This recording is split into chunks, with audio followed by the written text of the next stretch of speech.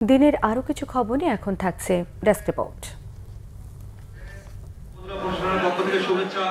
দিনাজপুরের হিলিতে প্রধানমন্ত্রীর উন্নয়ন সহায়তা কর্মসূচির আওতায় ক্ষুদ্র নৃগোষ্ঠীর উপকারভোগীদের মাঝে সেলাই মেশিন বিতরণ এবং ছাত্রছাত্রীদের শিক্ষাবৃত্তি দেওয়া হয়েছে।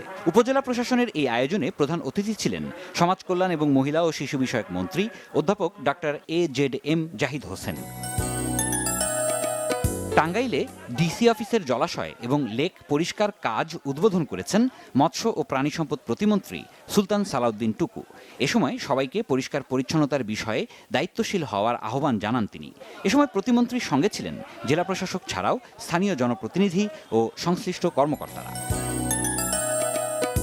জামায়াত কোনো ইসলামিক দল নয় অভিযোগ করেছেন ঝালকাঠি ১ আসনের সংসদ সদস্য মোহাম্মদ রফিকুল ইসলাম। কাঠালিয়ায় ওলামা দলের সাথে মতবিনিময়ে তিনি এ দলকে প্রত্যাখ্যান করতে জনগণের প্রতি আহ্বান জানান।